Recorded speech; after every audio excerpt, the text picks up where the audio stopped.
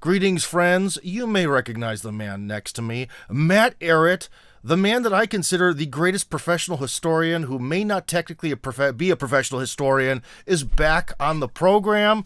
We were just talking about how he has attained that level of demand, almost like Scott Ritter, where Matt wakes up in the morning and has to talk all day. So we're very appreciative to have you here, man, because I had like one question for you, and this is a big question. So that's why we're here today. We got a little bit of time to talk.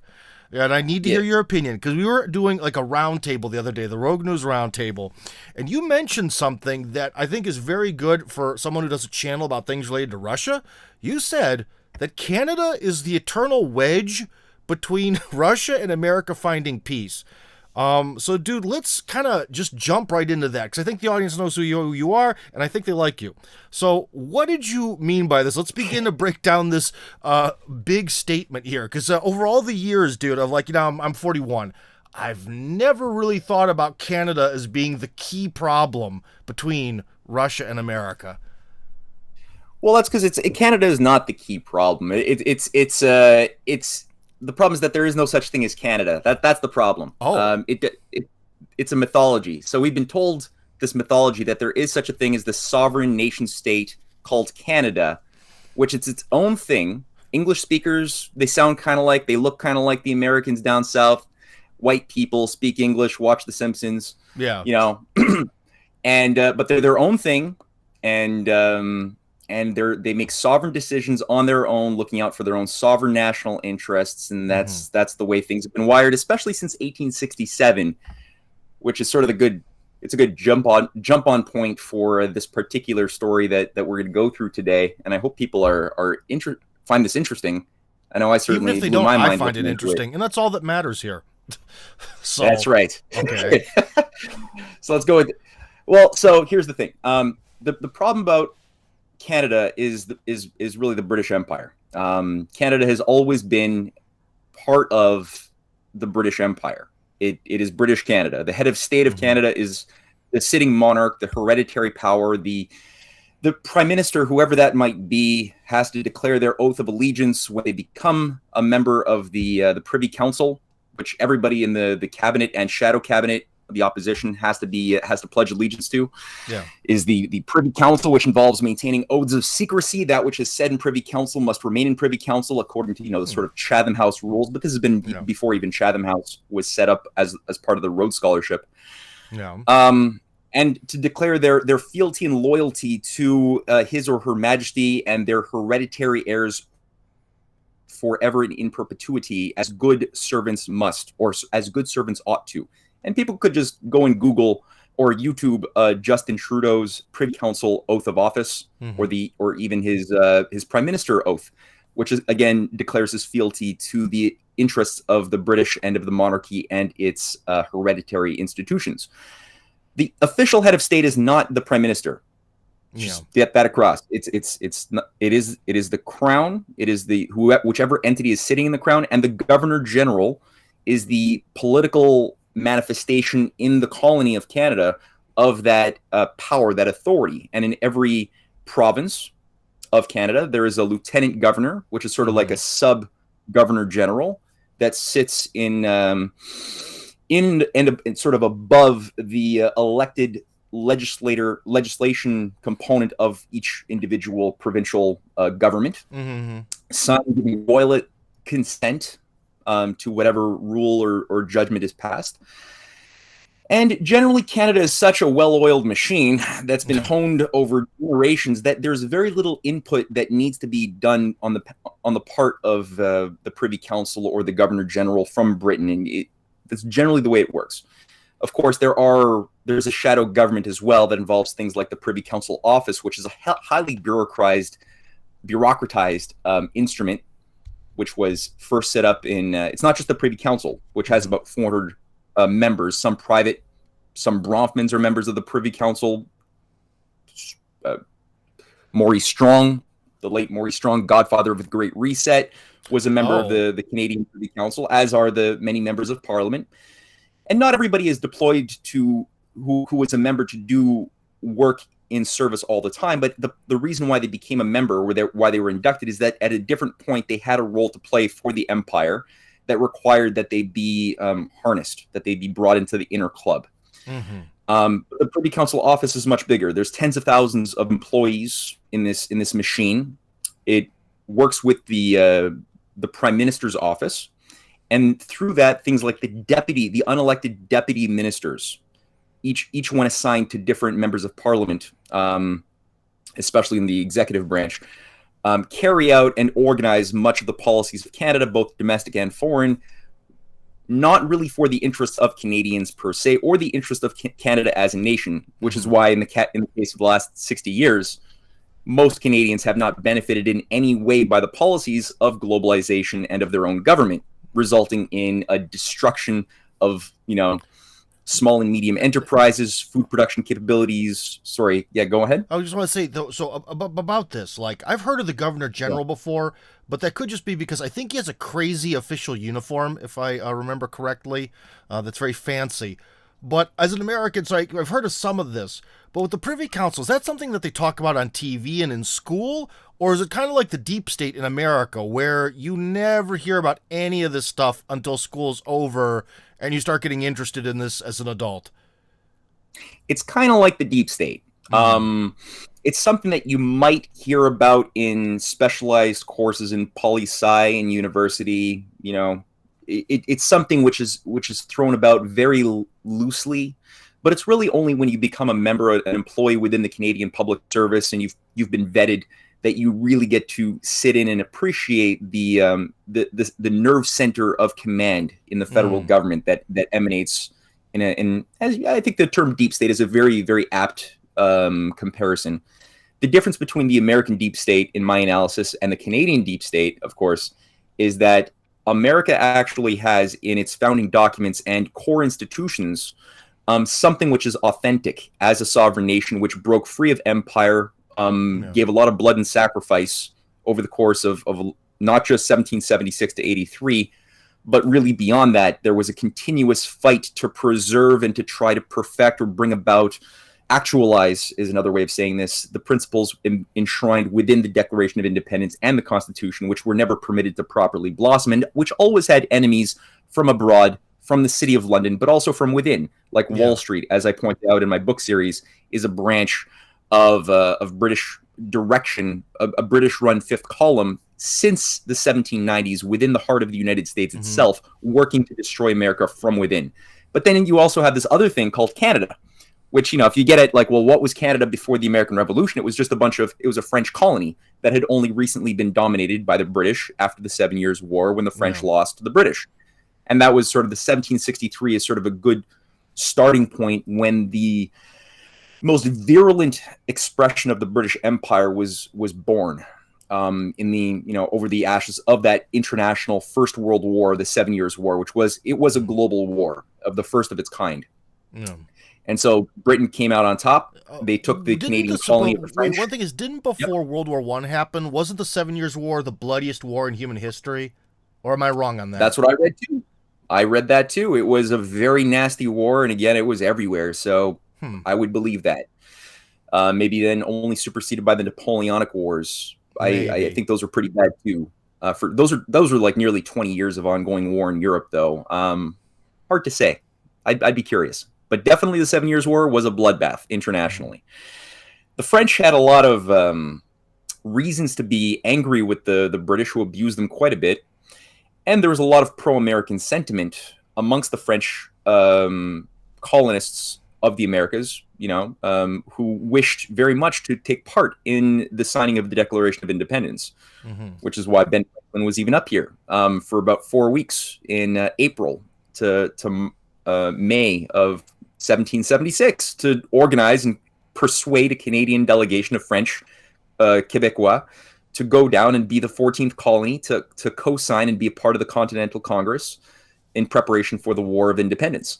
And unfortunately, though the population by and large supported that, the Canadian or the Quebecois administration by this time was firmly under the control of the Anglican intelligence, and especially a lot of Jesuit complicit Jesuit administrators who worked very, very carefully together to pass certain laws, like the one that was done by Bishop Briand, who was in charge at that time of Quebec, very Catholic, society, very much based upon the serfdom, the seigneurie system.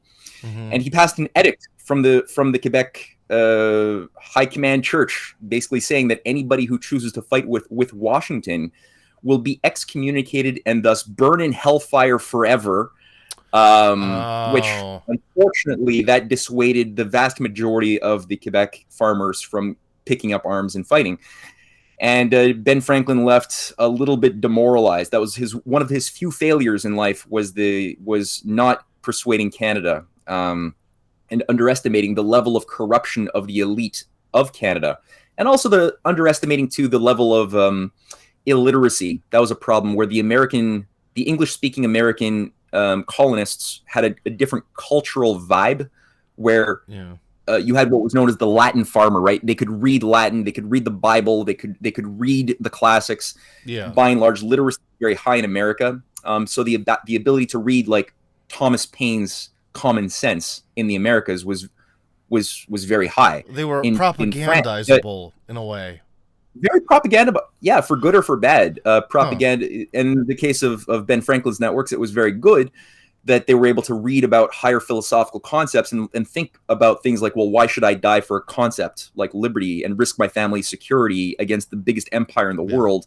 That requires like a very elevated cognitive power in a population to because do I that. think looking at it now, I mean, this is, again, we're in the 21st century, and I think this sort of cry for, we need to stand up for liberty. The concept of liberty was kind of new at the time.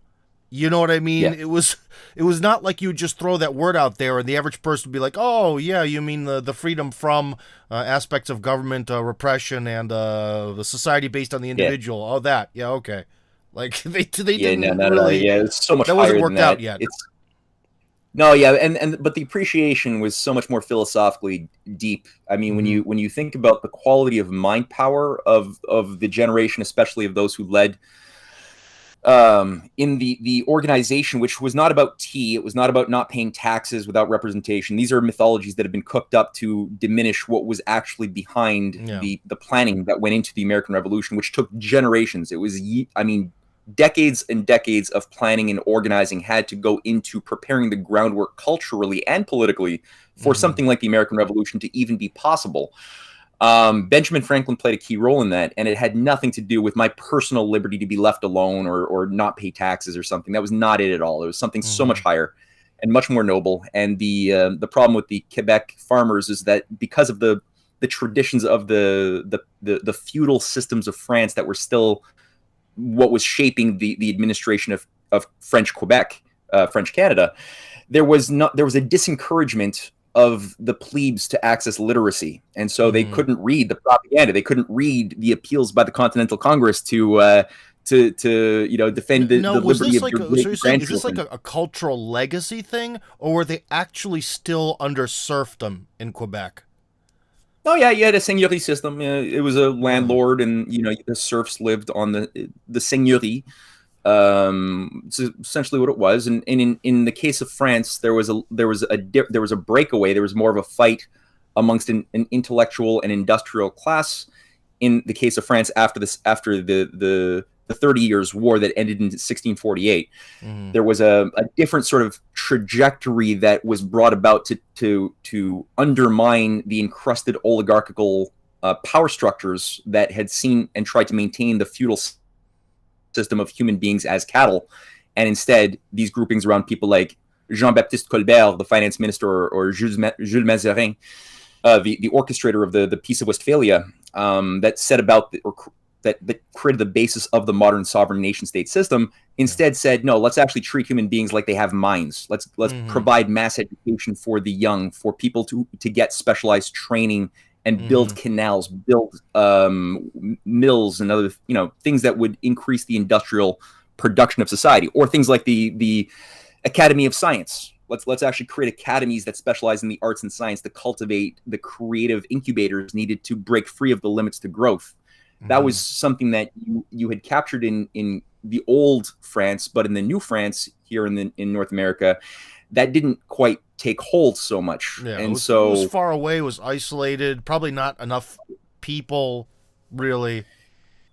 Yeah, there were small moments, little bursts, but they were always sort of undone by a very corrupt elite class up here that wanted to keep their fur. I mean, the whole economy was based upon just sort of exporting furs, and you had also, I think, a big part of this were the Jesuits,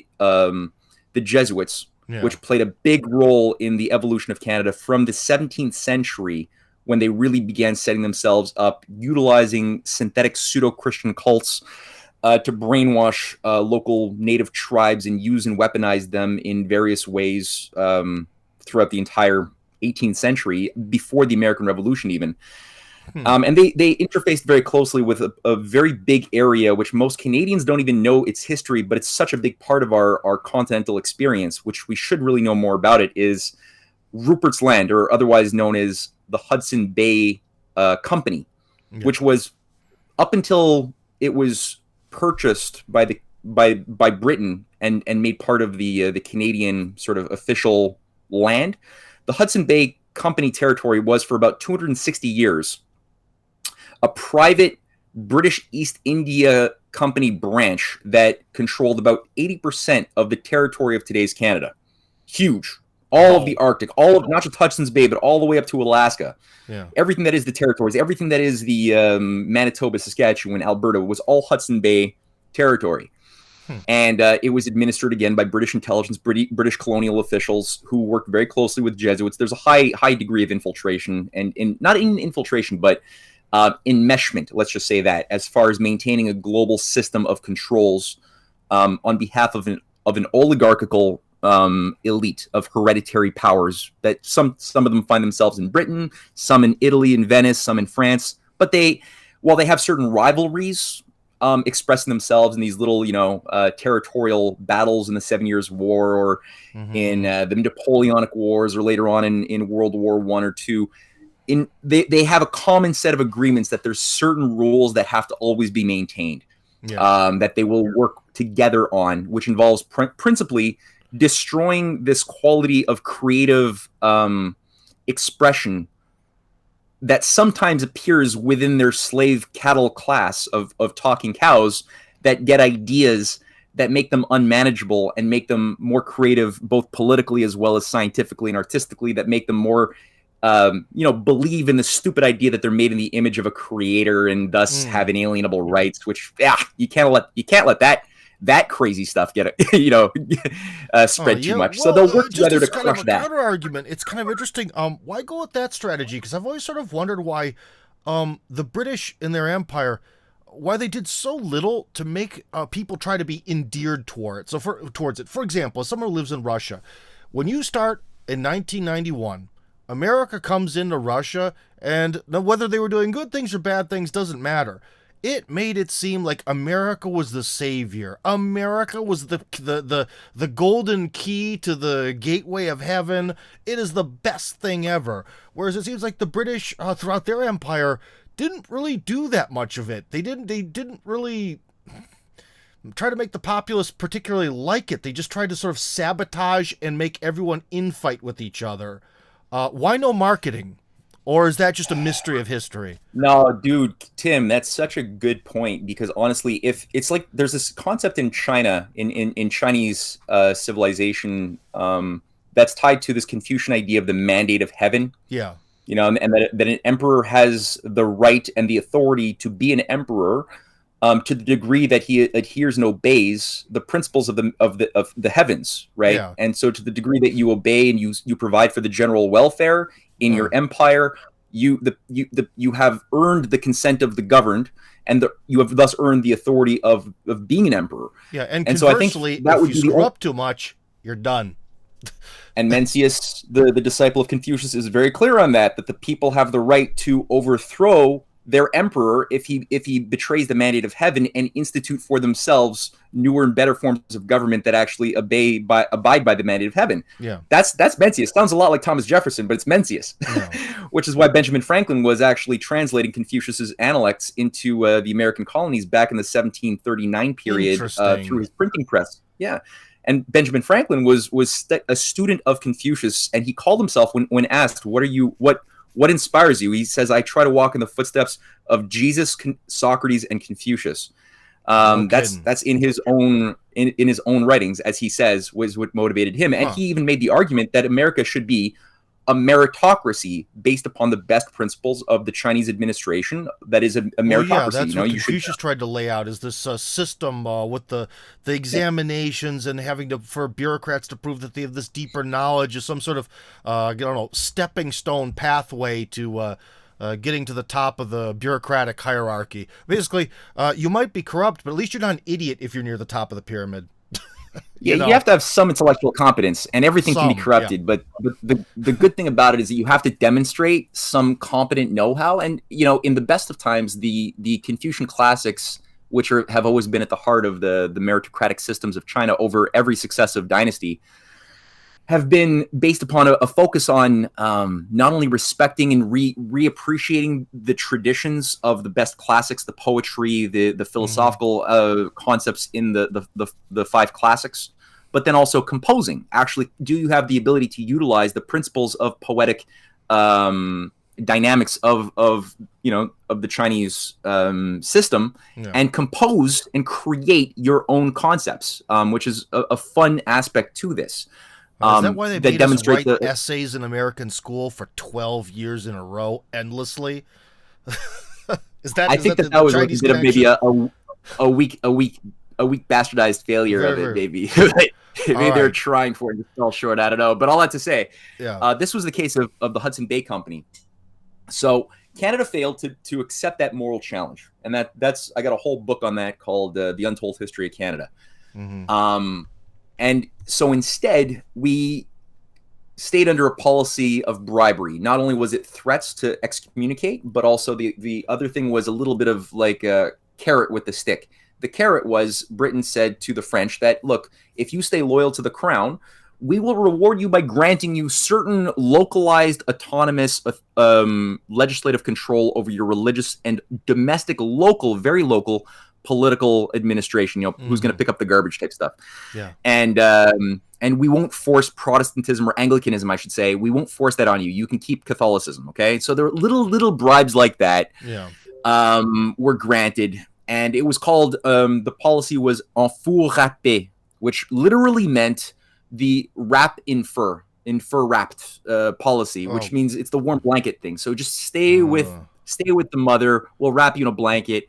And it'll be very comfy, but we're going to smother you, and you're not going to be allowed to grow. So we began, I guess, our fallacies of composition, that is the Canadian mythology at that moment, of accepting a society premised around hereditary structures. We also basically the some of the traders in America who wanted to stay loyal to the British Empire. From the 13 colonies, were given sanctuary, kind of like the Russian oligarchs. After Putin goes to war with them, where do they go? They go to like London and Florida. They all go London, New York. Basically. 50% so same thing there, 50% there. Gotcha. Yeah. And the New York back in those days, that was the sanctuary, was English speaking. That's where English speakers in Canada came from. Were the United Empire Loyalists, and increasingly that became divided into an upper English dominated loyalist colony of Upper Canada, and then a more southerly French dominated society, but still under English economic rule in lower Canada, aka early Quebec, early Ontario. And and then there was the Hudson Bay Land. So like I said, the Hudson Bay Land was like everything else. Yeah. And throughout the 20th century, Canada just stagnated. We were not allowed to develop industries. We always had to stay under British free trade. So our populations stagnated in poverty. You had a local elite under the control of Great Britain called the Family Compact, which managed kind of like the British allied Brahmins of India under the British Raj. They managed their own system of Indian slaves on behalf of their masters in London. Same thing for a lot of the corrupt Chinese under British rule or British controls and manipulation during and after the century of humiliation. They create organized crime networks that are then loyal to British high command and then locally managed. And that's the case for Canada. We had the Family Compact. And unfortunately, the compact was a little bit too iron fist and brutal with the population, which at a certain point became a bit of a pressure cooker. And we had a couple of rebellions in 1837 and 1838 in Upper and Lower Canada, coordinated to try to create, for the first and only time, a Republican revolution. Unfortunately, It was underripe. It failed under why the didn't leadership the of United States support it?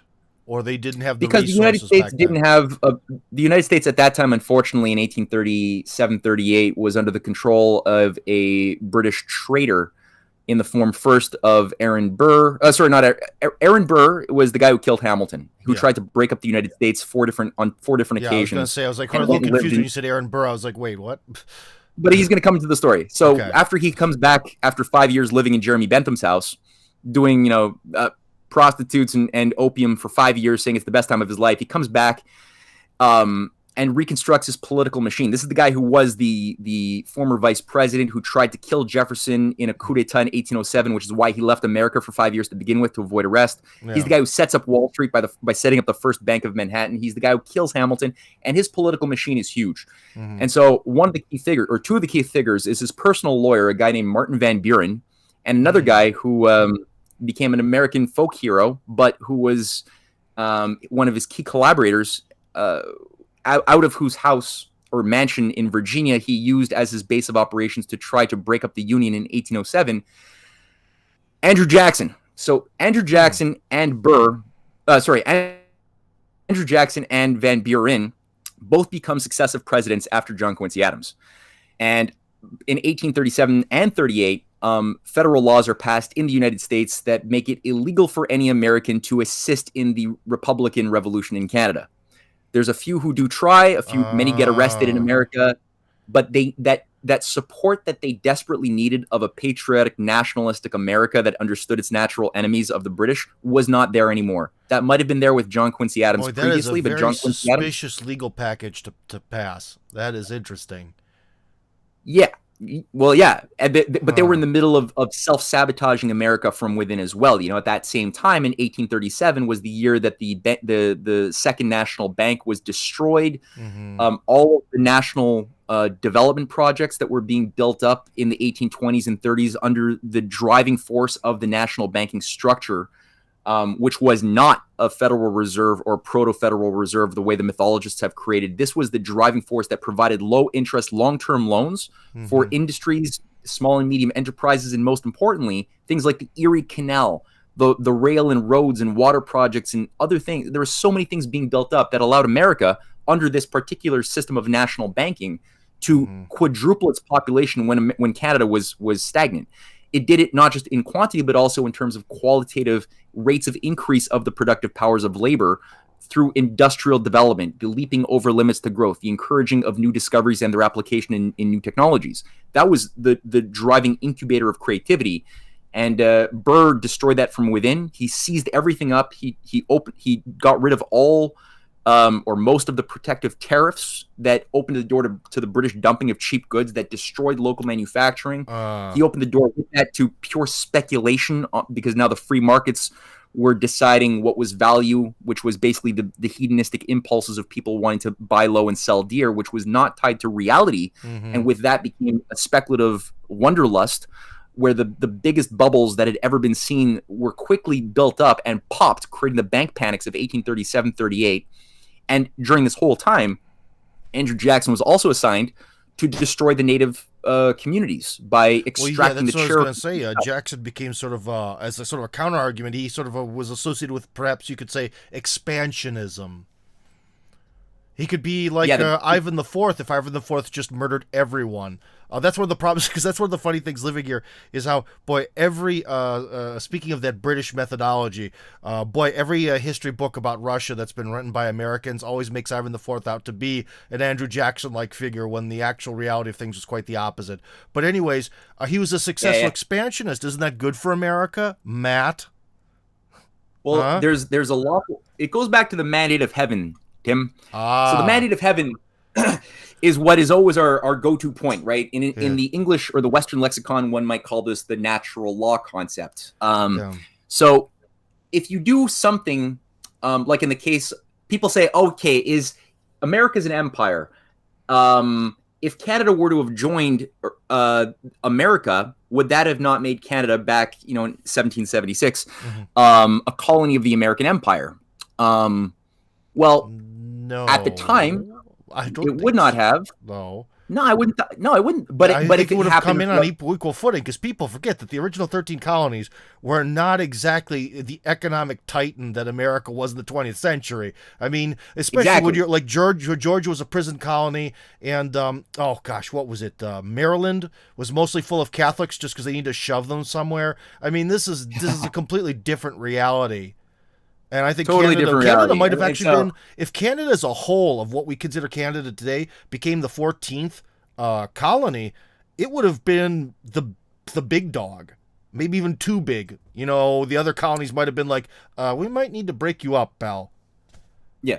Well, this is why, look, growth at the end of the day is only contingent upon is it legit or not. If it's legit, it's Yeah. because it's contingent upon an idea of morality and the mandate Yeah. of heaven, in my mind.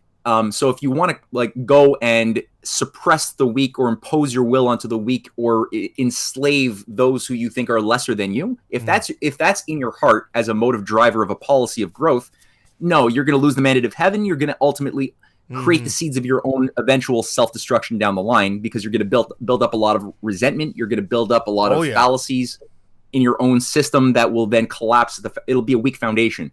And the more you build it, the weaker that foundation is going to be to support a structure that will ultimately collapse. Now, at the same time, if you grow in a way which involves a love of thy neighbor at the same time, where you're not imposing or suppressing slaves, but rather helping to uplift people to a better way. Take, for example, I think of the Chinese Belt and Road Initiative. For all of the problems that people might have with it, if you look at it's certainly a growth policy of the Chinese Dao, the Chinese way of thinking about development outside of their country and internally within as well. But it's based not upon the idea of colonial suppression of the weak natives and destruction of their habitats to enslave them. It's based upon something that we can recognize and measure as the increase of the quality of life and longevity of the people who are benefiting by the new water projects, the new electricity grids, and other things. So I think if you grow with that idea, it's not a bad thing. But Jackson was all about, this guy was a ardent racist to a very high degree. Yeah. Because he was ready to launch the wars. Is too, Matt, is if you think about it, things would have been, especially about this, like almost you're talking about sort of like this, the consequences of, I don't know, it's really cliche to talk about karma, especially as someone of a European appearance, but it's almost like a karma thing where they could have honestly just, how should I put this? They could have just absorbed the Native Americans. Like, there was really no necessity to kill everyone, because someone could say, but they wanted the land. So what? They could have worked the land. I mean, people are late. I guess it's hindsight, like looking at it now in the 20th century, that these people with higher technology are going to go over there and be like, look, guys, you do have this kind of cool traditional lifestyle, but guess what? The way we live is easier. So you're eventually going to gravitate to it one way or another. Why don't you do the farm work? There were so many ways that it didn't have to be that way. You didn't have to that's clear the field. I don't know. And that's why the Cherokee were so targeted, because the Cherokee were the most advanced in terms of embracing the best of Western technology, while at the same time maintaining their own traditions and cultural, linguistic experiences. So they were farming. They actually recognized the superiority of having agriculture. Yeah. They were working in harmony with many of the whites on a very good basis of respect before Jackson. And we didn't see a destruction of their songs, of their mythology, of their language. That was still protected, but at the same time they were also learning English. They were also learning how to use farming techniques, and so that had to be destroyed, because it was too much of an example for the other tribes around North America who were also ready to follow suit. So that's what Jackson was first assigned, and I say assigned because I don't think he was ever his own man, to crush by extracting the Cherokee in the Trail of Tears, of which about 4,000 died, moving them from their ancient lands in the South. And those lands were then given over to the slave power to then grow cotton.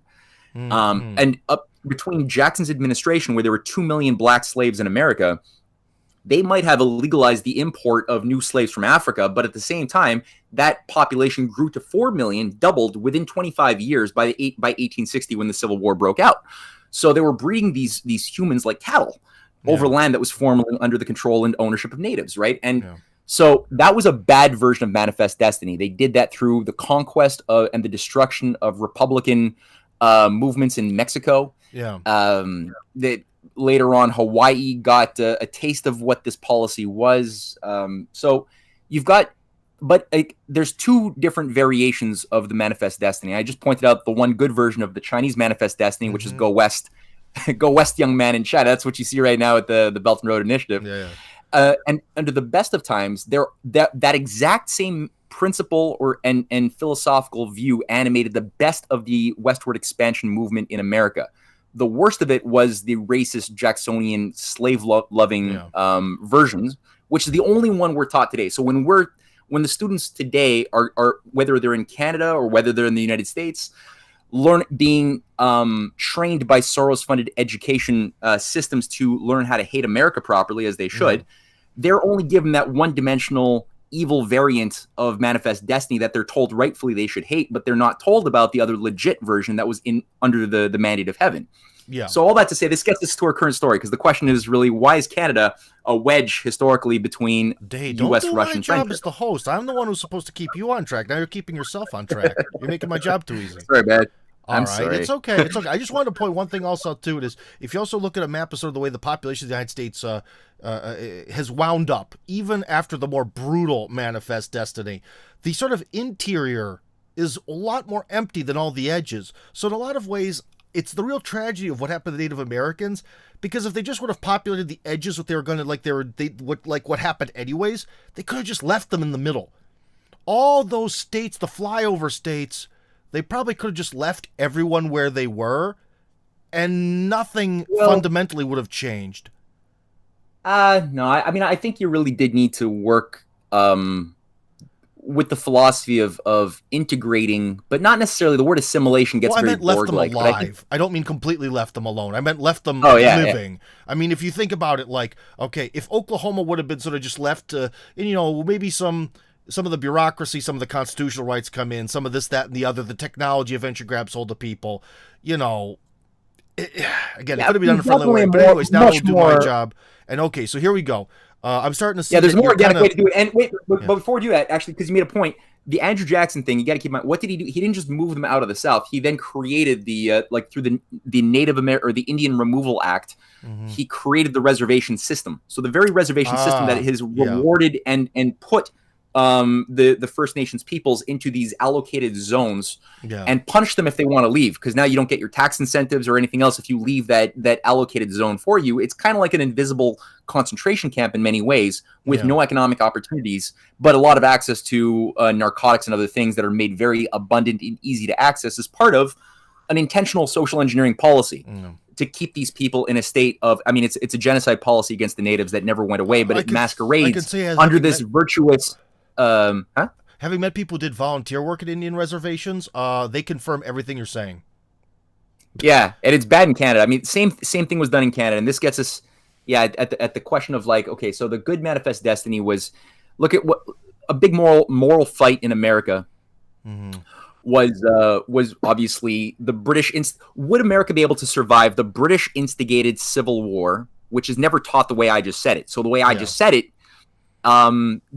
they did tell us in schools that the British sided with the South. They did at least mention that. Did.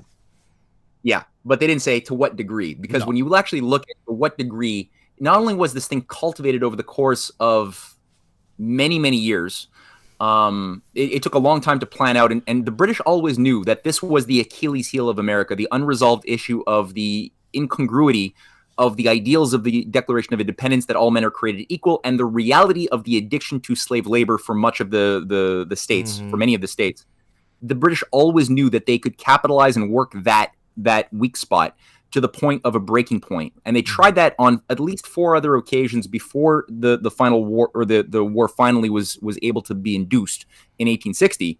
But they had tried that, like I said, all under Burr's lead from 1797 all the way till 1807, and then again once more between that time. But okay, so why am I saying this? So Britain supplied the weapon, tons of weapons, warships, battleships, money, financing.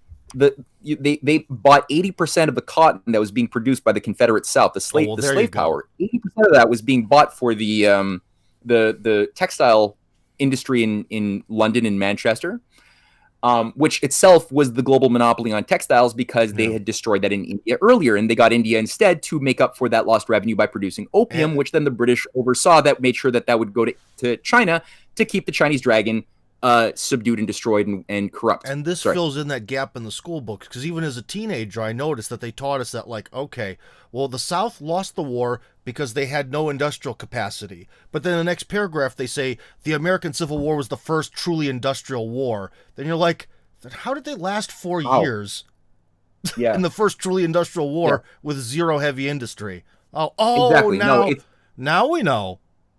Now we know, because the heavy industry was somewhere else. It wasn't in the South. That's a wonderful paradox. That's exactly it. Yeah, Britain had the monopoly of industry, but they, again, industry, I like industry, you like industry, but at the same time, industry is not intrinsically good if you disobey the mandate of heaven. Yeah. And if you read Charles Dickens and you look at how Britain used child labor, it was effectively forms of enslavement, debt slavery, where they got debtors into debtors' prison to do like manufacturing work. That was a form of hardcore slave abuse that kind of undermined the moral vitality of the industrial systems that they had access to, but because they used them for the wrong reasons. They weren't trying to uplift people to a better way, but they rather just take the monopoly and crush the world competition. So in the case of the South, as you pointed out, they didn't have the industrial might to make the things that they used. So who did? Well, it was Britain. And they were getting logistic support. British intelligence was very sophisticated, also working with their New York branches to destroy and disrupt the Union from within, and also Canada. So British Canada was a Confederate intelligence base of operations that was supplied to them through like St. Lawrence Hall in Montreal. That was where John Wilkes Booth was deployed to get his payment, his commands for 5 weeks in 1864, before he was deployed back down to take part in the broader conspiracy to kill Lincoln, which did occur a few days after the Civil War was finished. But again, it was Montreal, Canada. So Lincoln was actually fighting a threefold war, both from within the traders of his own Wall Street-run administration under people like Albert Gallatin, the son of the first Gallatin trader who tried to destroy the U.S. Navy with Burr back in the 1807 period. And that guy's very son becomes the head of the New York Banking Association, which was the association that told Lincoln, we'll give you loans to carry out the war on 35% interest rate, and under the condition that you abrogate any rights of the national government to have any influence over the emission of currency forever. And you give us, which was later the initial actually plan done for the with Federal Reserve System. That's what they laid. Yeah, that's exactly it. So that's where Lincoln said, well, I can't work with those conditions. They're going to destroy me from within. Meanwhile, he's dealing with terrorist operations being deployed by the Confederate operations from the north, from Canada, running the Albany raids and other things. And he's basically saying, well, the only solution is listen to Henry C. Carey, my lead economist, who's a Hamiltonian Whig, and bring back a national bank. But he fails in his fight to bring back an official national bank. So instead, what he does as a compromise is he initiates the greenbacks through acts of treasury. He basically says, okay, we're going to print our own money. We're going to use that as the basis of a fiat form of currency, but not fiat in the sense of it not being tied to anything, because what it will be tied to will be the future production that we will build up by building the transcontinental railway, by building up the various internal improvements, the big infrastructure and industrial projects. Proto-Stalinistic. That's interesting. Exactly that. It was super much, exactly that. And that this is the key thing. I think with Stalin, you got to look at people like Vladimir Vernadsky, the president of the Russian Academy of Science, who was very close to Stalin and who himself was a follower of Lincoln. And his father was a translator of Lincoln and Henry C. Carey's speeches in Russia, in St. Petersburg, and actually in Ukraine. That's where he was based in the 1880s and 90s. You know, Vernadsky was born in 1864. And or 1863, and studied these thoughts of Friedrich List, the protectionists, the national banking followers of the American system of Hamilton and Lincoln that were being deployed in Russia, especially under Alexander II in a big way. And then Alexander III, even bigger way, and people like Sergei Witte, and the finance minister and later prime minister, and his whole network were major proponents of this Lincoln American system in Russia. So all that to say, why did Lincoln succeed? It wasn't just the greenbacks that played a big role, but it was also the Russians who, Lincoln didn't. Right before Lincoln put forth his Emancipation Proclamation, you had Alexander II dealing with a very similar problem, which was, what do we do with the 25 million serfs who are, we don't have employment to absorb that labor force. That's a huge economic crisis when you just free a bunch of slaves. Mm-hmm. Well, if you don't have a productive economy to absorb that, like, what are you going to have then? And same thing for Lincoln, thinking about like the 4 million black slaves with no education, a culture of slavery. And what do? You need to have trade schools, training. You have to have industrial production for them to work in, so that they're not just going to be talking cows like they've been expected to be for their whole lives. Yeah. So Russia and the U.S. had similar problems. They also recognized similar enemies, because America was the only nation in 1856 who came in support of Russia in the Crimean War, which was a giant British Anglo-Ottoman trap to undermine and destroy Russia by getting it to misstep, which it did. But America was a friend of Russia, because they had a memory that it was because of Russia and Ekaterina Dashkova and Catherine the Great that you had the League of Armed Neutrality that allowed for the American Revolution to work. It was the Americans that brought in people like George Washington Whistler on the request of, I think it was Alexander I, who built the first railway between Moscow and St. Petersburg. It was an American engineer who was invited to go to Russia to plan out and build that first rail project in Russia, modeled on the U.S. experience. Yeah. Unfortunately, Russia still had a bunch of, I think, bad manifest destiny ideologues managing some positions of influence in the 1850s, who were like, a weakened Ottoman Empire with territories that are ripe for the grabbing. They jumped right into that stupid trap, thinking that they could grow and expand rightfully, and they didn't realize what was set up for them. Kind of like what was done in the early 80s with the Soviets, misstepping and getting sucked in, but that was for a different reason, actually. Yeah. But it was a sort of similar trap set, right? And so when Alexander II comes in, you got a whole bunch of reformers around, Grand Prince Constantine, his brother, who's a really high-level quality intellect who studies this system. People like Ambassador or Finance Minister Gorchakov and Ambassador Edward de Stokel, the Russian ambassador to the United States, are brilliant grand strategists who all understand British grand strategy and manipulations. Yeah. They organized to get the Russian fleet to be deployed to the coasts of New York and California, right? Which, I mean, this is such an exciting story that most Americans are not told about. It's just, and you had parades, pro-Russian parades in California and New York, and you could see the illustrations in the magazines and newspapers of the day celebrating the Russian soldiers who had come as a mess and delivered a message directly to the British and French, saying, if you go militarily openly now supporting the Confederate South the way you've been promising you would, that will be war with Russia, which Britain wasn't equipped to fight at that time, a two-pronged war. So that kept them out, and it gave Lincoln the space needed to go on and fight. But as Alexander II had said to Wharton Barker, the banker, published in a newspaper decades later, he admitted that, I would have given the order, or the commanders of those ships did have the order to go to war with Britain if there was a hot war started with Britain invading from Canada, because the British troops there were 10,000 British troops in Canada throughout the Civil War, ready to attack. Same thing for the French troops under Maximilian, who were set up in Mexico, ready to attack north and support the Confederacy from the south. That was all in place.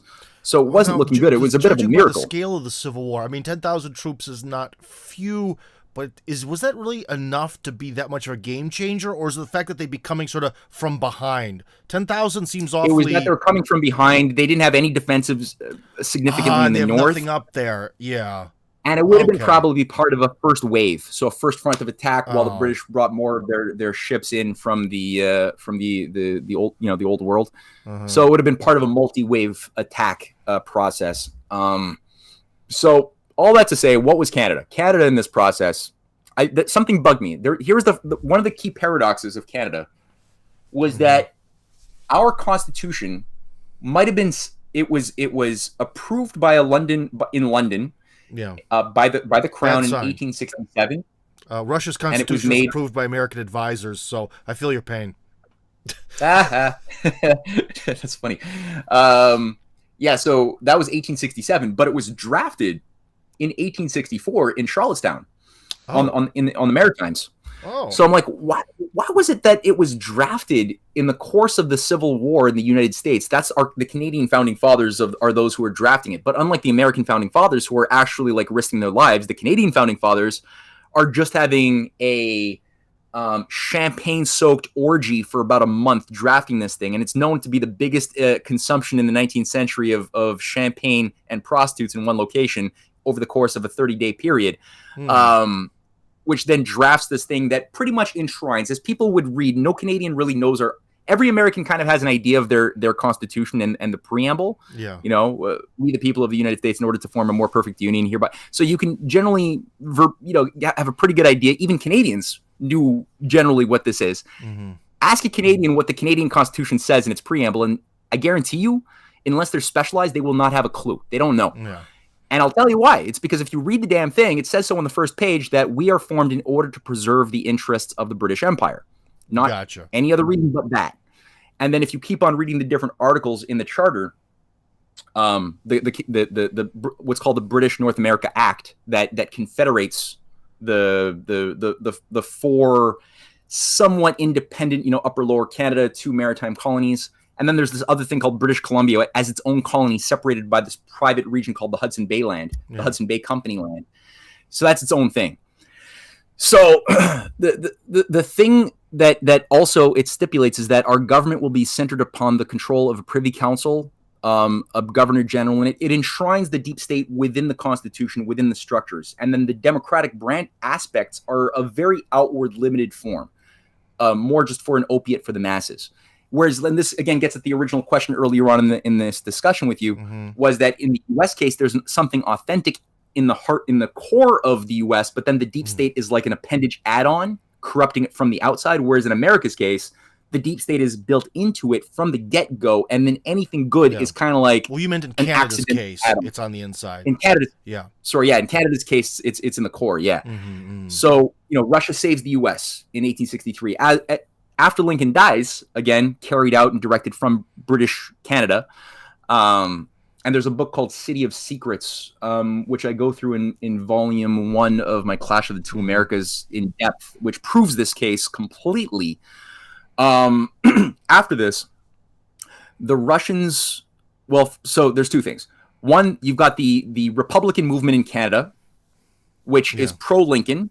And there's people whose names most Canadians don't know, like Isaac Buchanan, who's in charge pre-Confederation of most of the government under the then Liberal Party, very different beast from today. And he's pro-Lincoln. He's a big pro-industrial poet, like one of these poet-statesmen who's pro-industrial. And he is a powerhouse. He's organizing to create what's called a Zollverein of North America.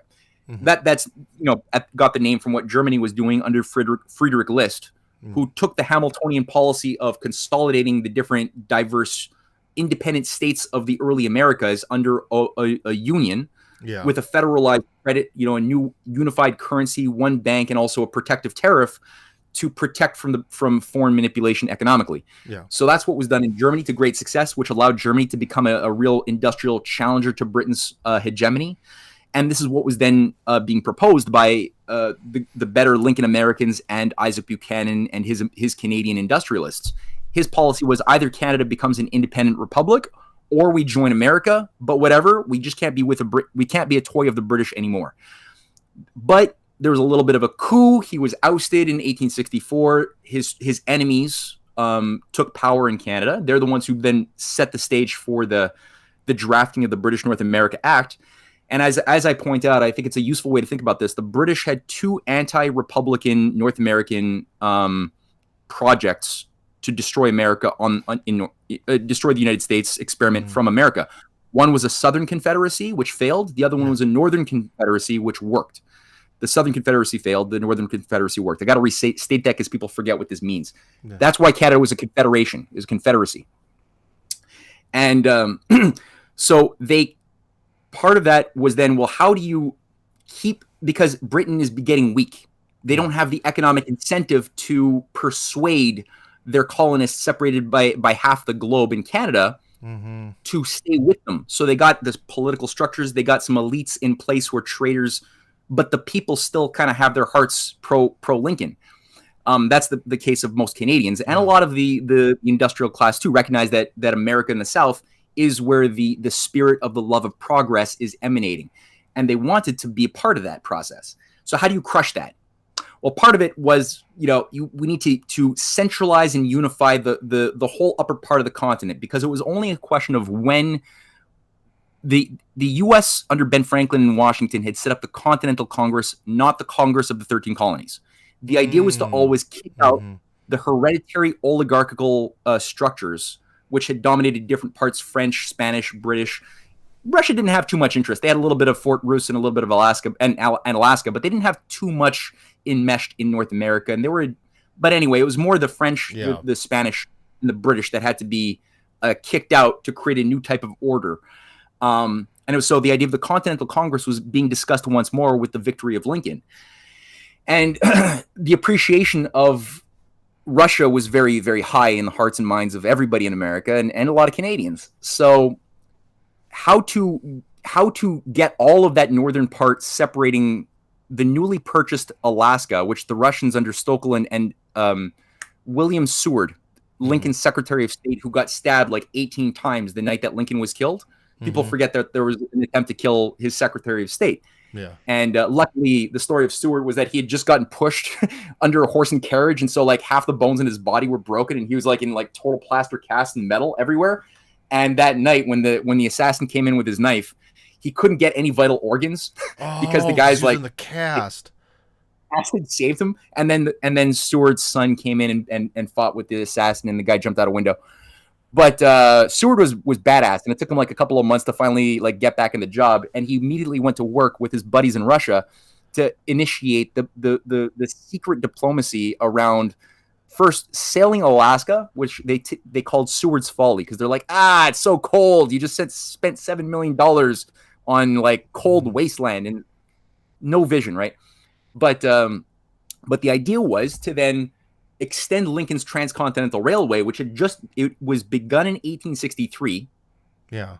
I think the most impractical thing to do amidst the Civil War is to like start a continental rail line, but he does that. Yeah. It's finished in 1869, and the idea was to then extend that through British Columbia, which at the time had a very big pro-American annexation movement because they were economically devastated in BC. And to go up towards the Bering Strait where the gap is smaller.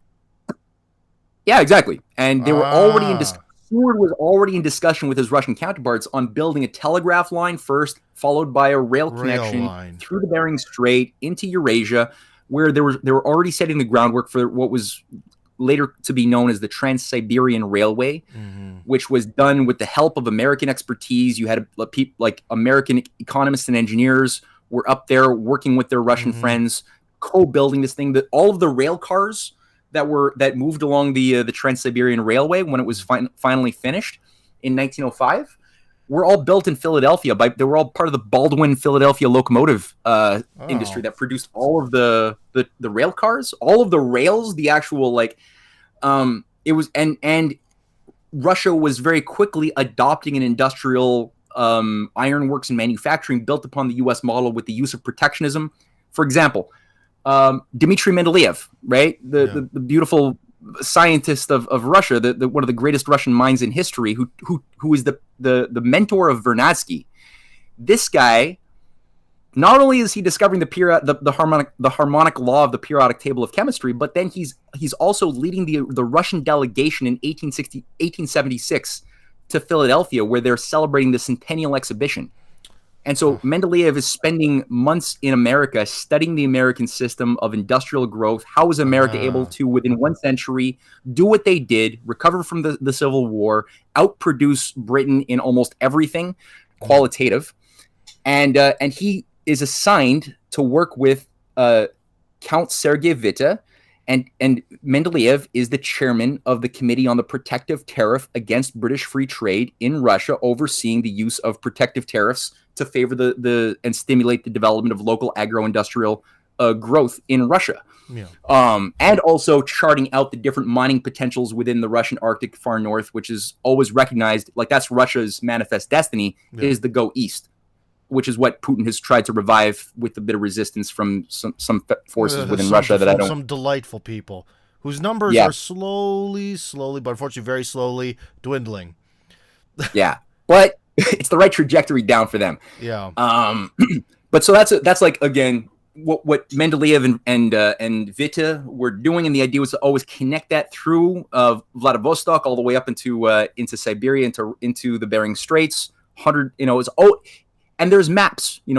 Nicholas II is endorsing teams of American engineers to go and do surveying of this connection. How he spent something like $6 million paying American and Russian engineers to go up into the Bering Straits and actually survey and chart out what would be the best pathways to build either a bridge or a tunnel. They didn't really know back then what best. It probably would have been a bridge back then. Today we would probably want to do it as a tunnel.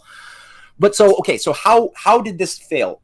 When you had so much moving in that direction, Britain was super weak. They'd expended themselves so much in the opium wars in China. That was hugely expensive and wasteful for Britain to keep China subdued. They were also organizing a British-directed civil war in China under the Taiping Heavenly Kingdom, supported by the British in many, many ways, just like they were at the same time in the United States. They'd just done the Crimean War. They'd spent 2 years trying to put down Indian uprisings in 1860.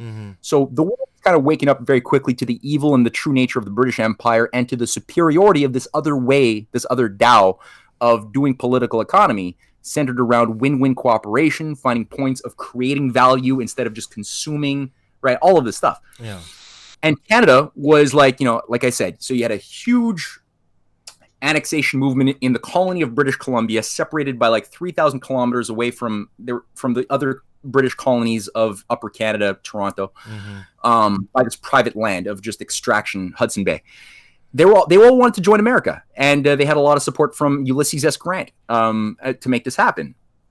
So why didn't it work? Well, number one, it didn't work because Frederick Seymour, there was a British governor I think he was from Ireland, but he was the one employed to he was the Governor General of British Columbia colony.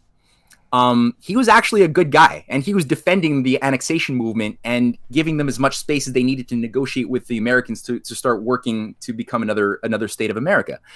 Unfortunately, when John A. Macdonald, who's the Canadian George Washington, pro-Aryan, racist, drunken fanatic, makes Andrew Jackson look like a good guy. This is the guy who's celebrated to Canadians as being like the greatest Canadian hero. He gets wind and basically sets up a situation where it looks to me like Governor Seymour is killed. He basically is deployed to the Arctic, comes back dead. The new guy who's brought into his place, Cosimo D'Amore, is the new governor assigned. That's peon a very British-sounding name. It's a kind of Italian name, but he gave himself this name. The guy's a mystic who talks to the dead. Weird character. A lot of these creatures are all doing seances. They're all into parapsychology as part of like British intelligence operations. It's kind of weird. But and they're doing like opium. They're all like into this. It's not that different really from the transhumanist drug cults today, trying to create a new synthetic to be honest, religion. Dude, one thing I've noticed when Russian people talk about like the history, a little bit of like their like popular literature and stuff, the same people that I would define as shitheads today are the exact same as they were in the 1800s. It's just there's more of them now because we're sort of overall wealthier, but the cosmopolitan bourgeois, like 20-somethings with no kids, writing their poetry, thinking it's the most important thing in the world, it was like that in the 1800s too. Oh, and the drugs were maybe a little bit more accessible back then. It was probably like that back in the Roman Empire and Persia as well. I would not be surprised at all. This is effeminate flakiness in the blue blood useless class. Of course, because even back in ancient Rome, if you're part of that super elite, you probably weren't doing too much heavy lifting. Maybe they made you serve in the army though, depending, but maybe there were ways out of it. So, Well, they called them blue bloods for a reason. It's not because they were lizards necessarily. Maybe they had too much of the reptilian brain active, but it's because you could see their hands were so unactive and not tinged by sunlight. Yeah, because they never did any outdoor actual labor, that you could just see the blue veins so easily in their pasty ass. One thing, Matt, that actually finally I now know the reason for that. I actually appreciate it because I never knew that. But you have to go, and we haven't really touched on our question. Are we doing a part 2 here another day? Because you're already late for your next appointment. My next appointment, I moved it to 5.